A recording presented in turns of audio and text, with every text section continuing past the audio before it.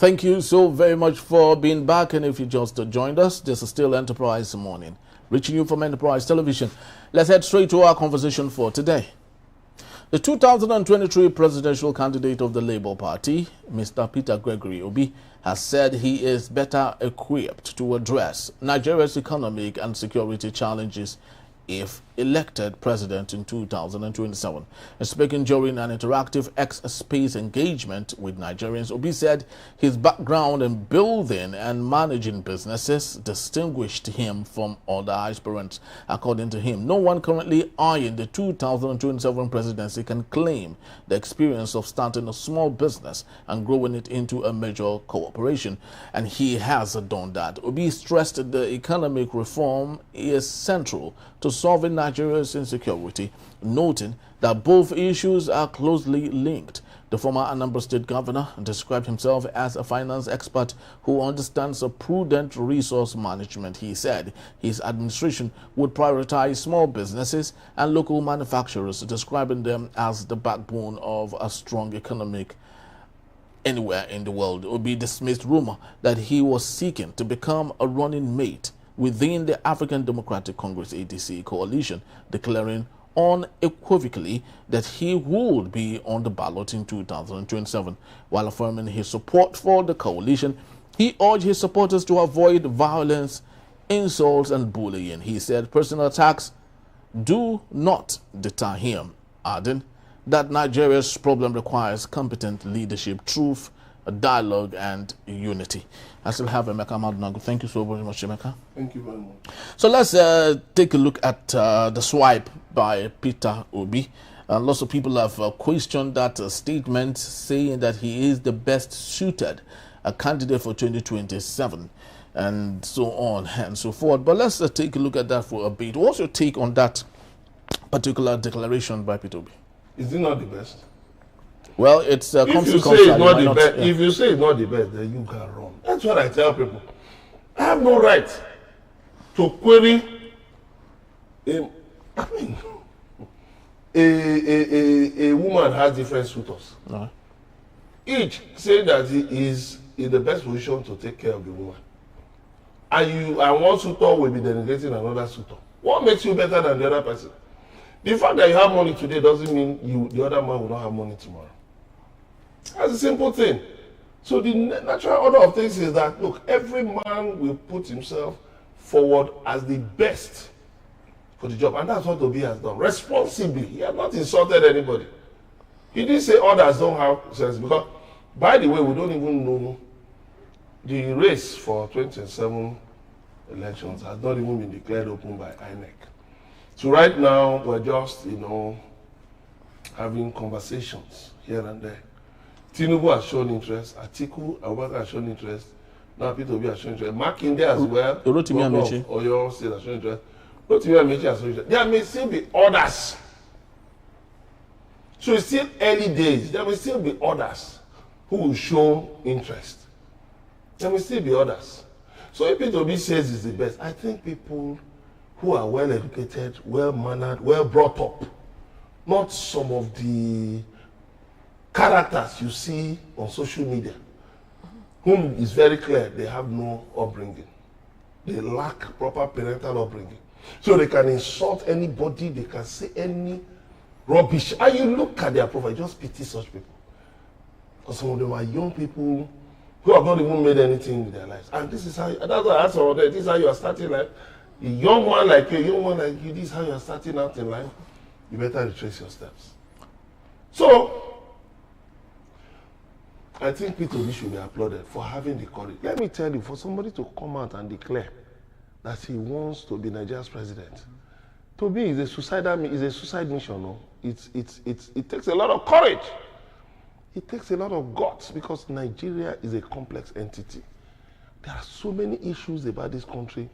There are a lot of people who are talking, abusing people, so don't even know 1/10 of the problems in this country. But Emeka, let's talk about leadership now, especially for a complex nation like Nigeria, multifaceted in ideas, in thoughts, in religion, in tradition, in feelings and emotions and all. Do you think if we had President Peter Obi at this time, maybe as the president currently, how do you think he would have dealt with all of this myriad of issues, really? Very simple, very, very simple. That's just what you need to lead Nigeria is sincerity, honesty, and truth. The facts are on the ground. Peter Obi said he will remove subsidy. I know a lot of people have said all kinds, but twisted this way because President Bola Tinubu has failed spectacularly in managing subsidy removal. Very simple. He said he will remove subsidy in phases. He said, first of all, he will engage in a conversation with Nigerians about the viability of subsidy. Then he will remove it in phases. Make sure that as you are removing it, you are replacing it with what will make Nigerians to say, yes, it was good you removed subsidy. You see, Tinubu just removed it without even thinking of the legal, constitutional impediments in the way. The 1999 Constitution says in section 162, it says that all monies generated by the federation shall be paid into a federation account and shared between the federal, states, and local governments. That is a major impediment to development in this country. That section is a major impediment. Because so what it means that the Constitution is just saying every money made by Nigeria should be paid into the federation account and shared. There is no provision, and Peter Obi has said this, that it is sad that in the Constitution there is no provision for savings. The National Assembly ought to have amended the Constitution and added a clause that there shall be, that maybe a certain percentage of national earnings will be plowed into the Sovereign Investment Agency, the National Sovereign Investment, Nigerian Sovereign Investment Authority. But don't you think that's what President Bola Tinubu has done already with the money that he has been saving internationally? Don't you think? We have close to about $40 billion. So please turn it the other way. Income, debt, as foreign reserve. No, hold on. Okay, you have foreign reserve, right? Yeah, foreign reserves. That's income, right? What about your that's a receivable? Mm-hmm. What about what is going out, your expenditure? What about your debts? When you calculate, you see that money is nothing. It's nothing. Because at the end of the day, you are still importing petroleum products. We take a large chunk of your foreign reserves. You see how people sending their children to school and depending on the same foreign reserves. Yes.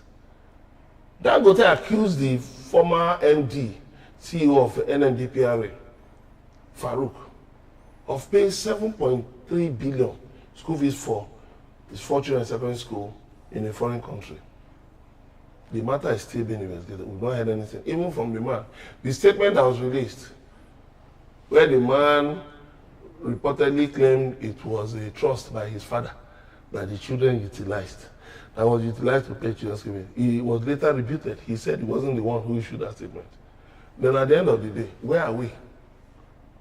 The man hasn't said anything. So, and then other things.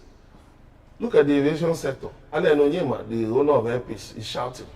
He said that Nigerians pay the cheapest fares, domestic fares in the world. That is still a conversation. Go on social media, you will see all kinds of arguments, informed and spurious arguments.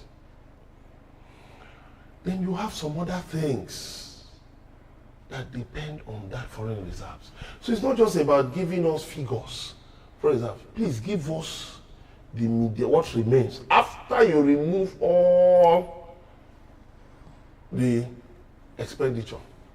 Now you have debt servicing, copying more than half of the national budget. And you're boasting about foreign reserves. Let's not be deceiving ourselves. We couldn't make beyond 30% of our capital budget this year. We have now put 70% to 2026. According to the Minister of Finance, what they do, we had targeted 40 trillion naira revenue, but what happened? We could only make 10 trillion naira. Even that 10 trillion naira has been gulped by debt servicing. Not debt repayment, oh. No, debt servicing. Not repayment. They came in boasting that Nigeria was spending about 83% of its revenue on debt servicing, that they had reduced it. But it's still above 50%, which is a big risk, which is a red flag. So what are you talking about? Any money you make, every 10 naira you make, you have more than 9 naira going to, going away. That's not a healthy economic situation.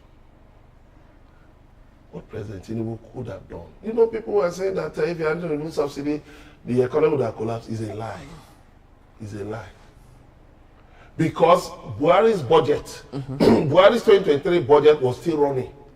Just from a few months to July. That was okay, what has this government done? Rolling budgets over. Rolling budgets over. As if you are in like a caterer, like a baker, rolling dough. Roll 2023 to 2024, 2024, 2025. In between the supplementary budget, what have they done? Now they had to repeal the 2024 and 2025 budgets and reenact them to face realities. So look, they should stop all this sleight of hand.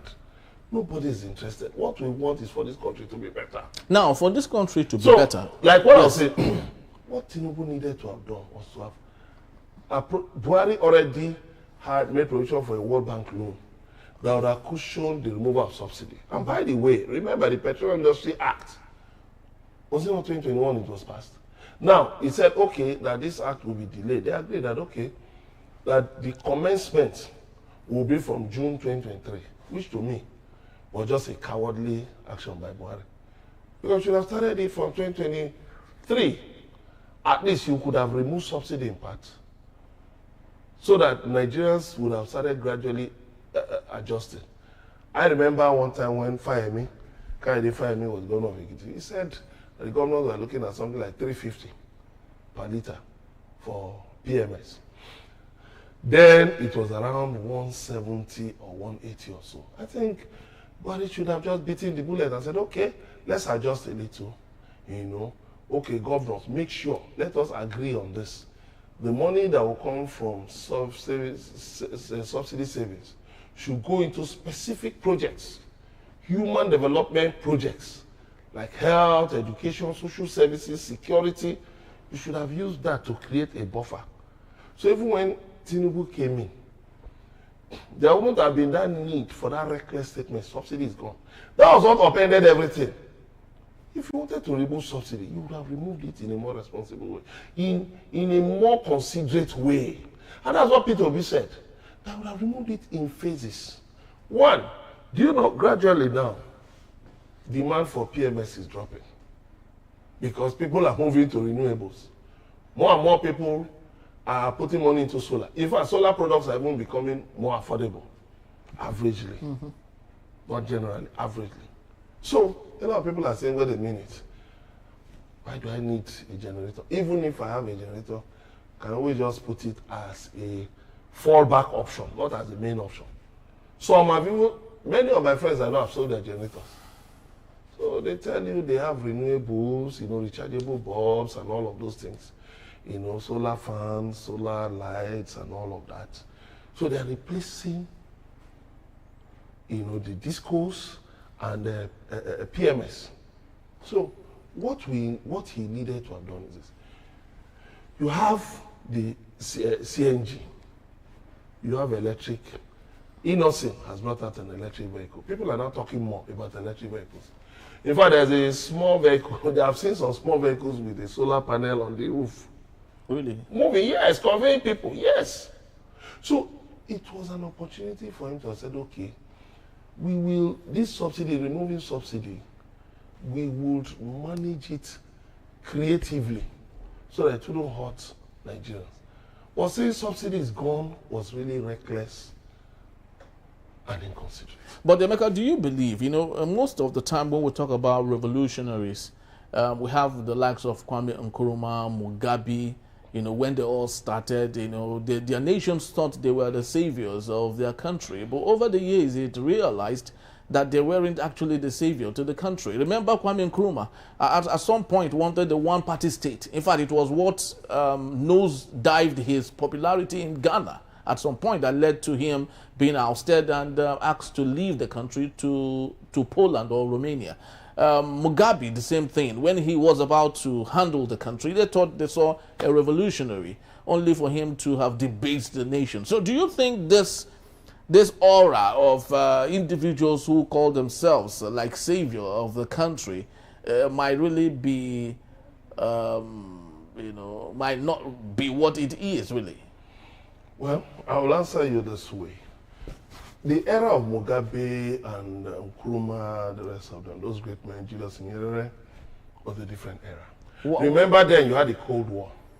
Okay. Yes, you had the Cold War. So it contributed it? Yeah, they were caught between different ideologies. Now, those in the South, that's Africa, parts of Asia and all that, chose to be non-aligned. So, certain things they could have done to have improved their economies, they didn't do them.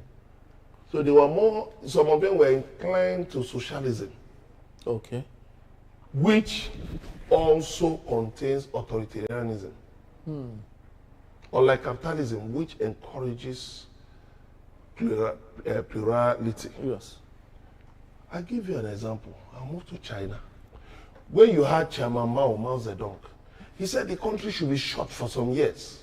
The borders were shut and all of that. But people died because he was a school teacher. His worldview was limited to his province as a school teacher. He had not traveled. He didn't have exposure to the changing dynamics of the global order. So people died.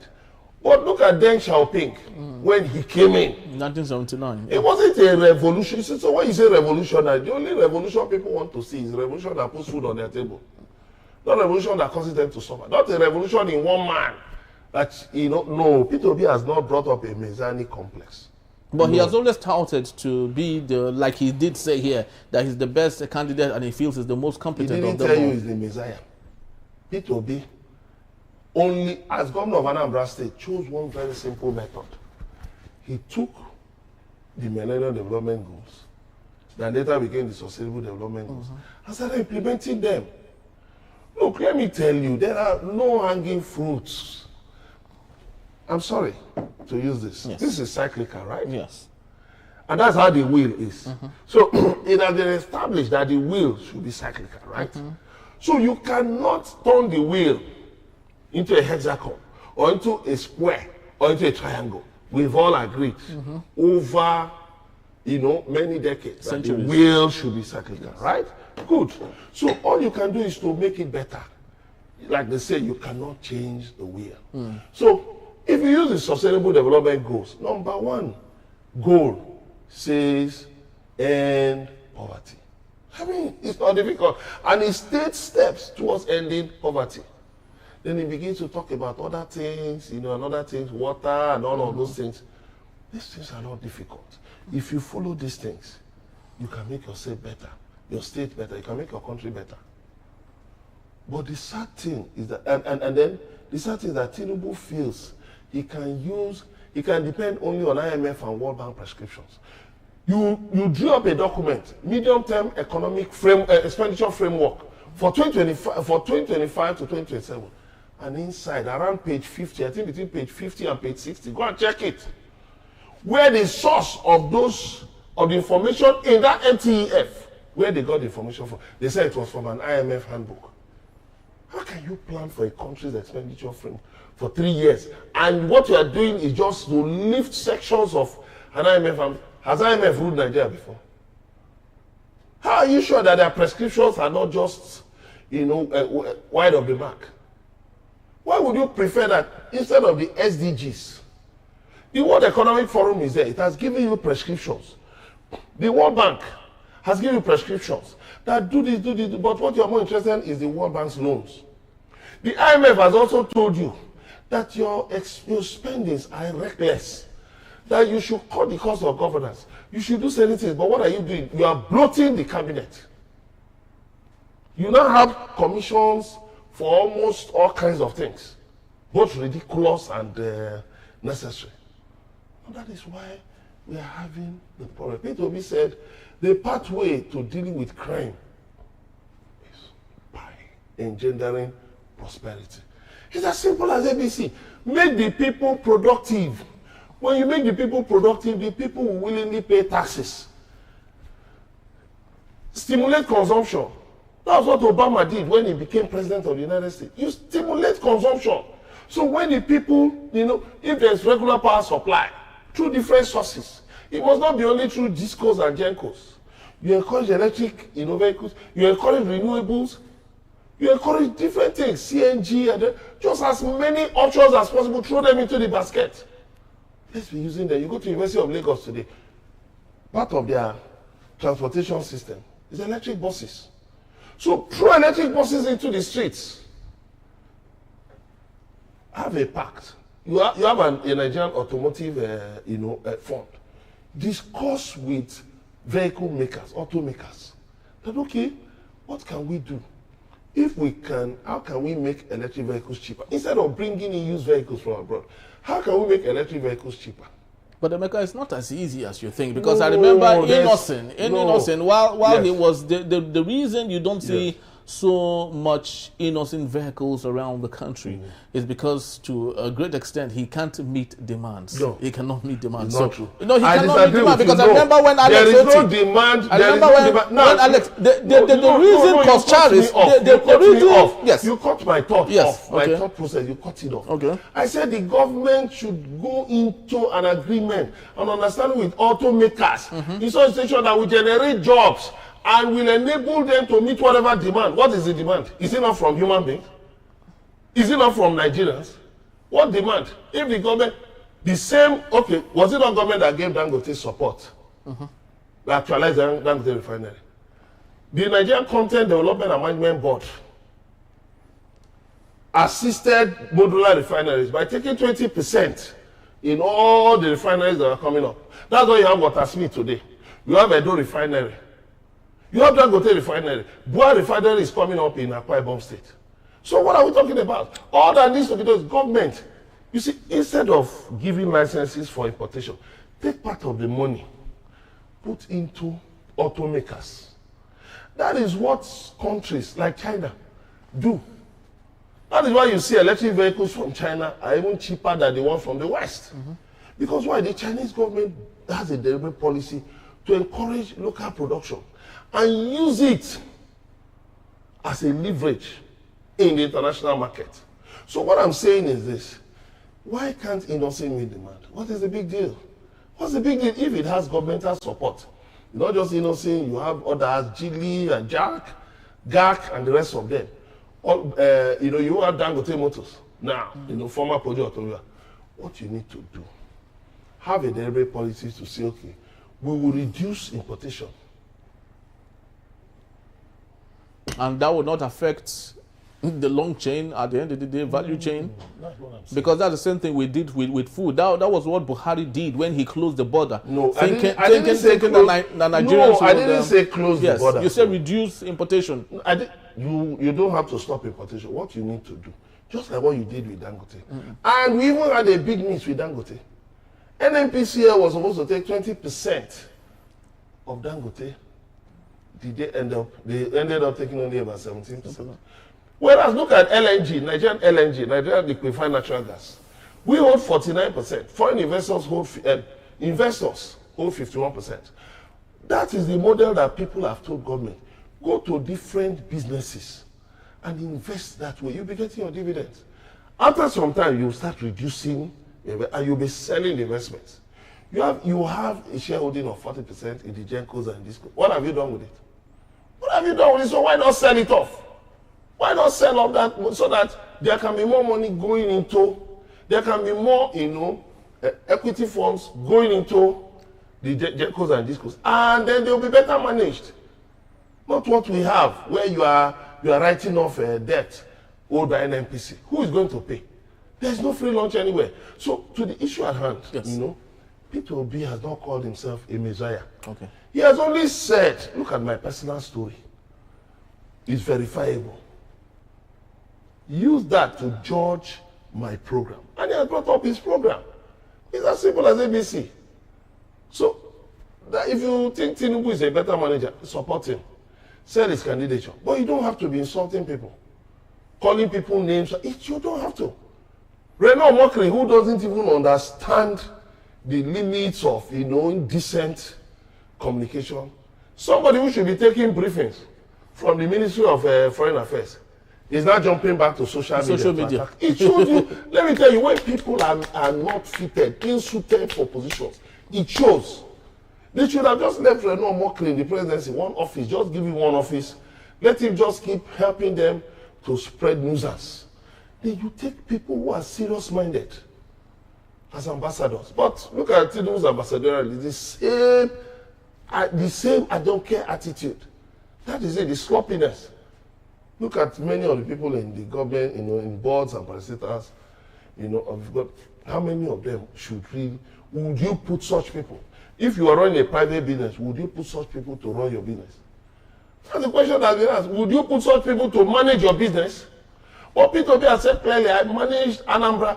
I was the one who told governors, let us, was it in 2007, he said, let us not deplete this excess crude account.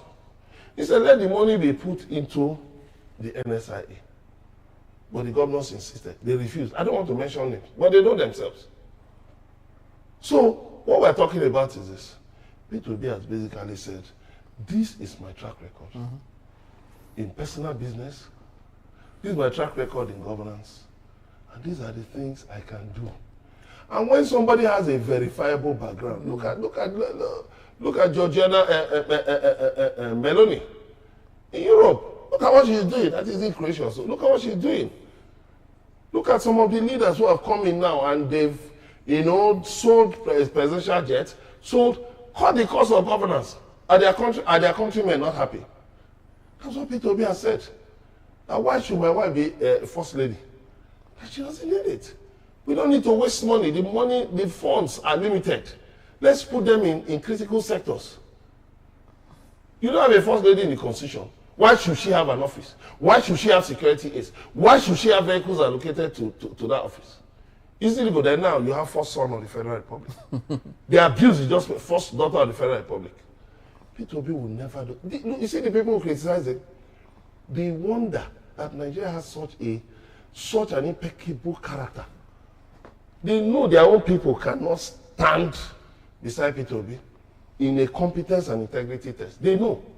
That is why you see them attacking it, because you see when people know that they cannot meet up to certain standards, you see them, they go with this. I've told them, if you want principled debates, because if any insult drops on your mouth, that debate will stop automatically. Let's deal with issues.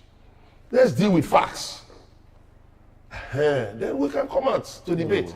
But when you are more interested in insult, it only shows how little your mind is. You've seen people who have been writing, so-called opinion writers, and writing that the U.S. airstrike will prevent Nigerians from getting visas.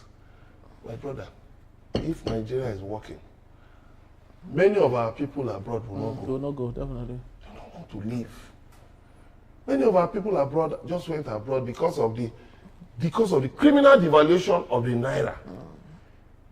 The criminal devaluation of the naira. If the naira were stable and strong, what will you be going abroad to do? Do you know there was a time the naira was 75 kobo to $1, 1 to 1 pound? So what are we saying? It's as clear as daylight. Very well. It's as clear as daylight, ladies and gentlemen. You will all agree with me. What Nigerians are basically looking for is good governance. That's all we're looking for, because with good governance, you can get everything that you want. With good governance, the possibility of seeing the country move towards an effective, efficient traction is often there. The reason why Nigeria has been looked down at currently by nations as small as Burkina Faso, it's because we do not have leaders who understand the rule of engagement. We do not have leaders who understand the Nigeria First policy. What we have, unfortunately, are leaders who think outside than inside of the country. Our president went to Abu Dhabi summit, sustainability summit, as invited by the president of Abu Dhabi, I would love to believe. And lots of Nigerians would wonder, when will President Bola Ahmed Tinubu equally curate a Nigeria sustainability summit and have the president of Abu Dhabi and Emmanuel Macron and other leaders around the world come to Nigeria and be part of it? You can see the priority that we have, especially for those who say they are the best suited to lead a country like Nigeria. We pray for better days, and we know that, like we've often said, God is a Nigerian with a green passport, and we know he would never let us down. That's our take for today. Thank you so very much, Emeka. Thank you very much. Open here. And thank you, people, for making this a date. Please do well to visit us. You can find us at enterprise.tvnews.com. You may equally like, comment, and follow us on all our social media platforms at Enterprise TV7. I am Henry Gwibiki. Have yourself a splendid day. God bless you. God bless Nigeria. We'll see you on another episode. Bye-bye.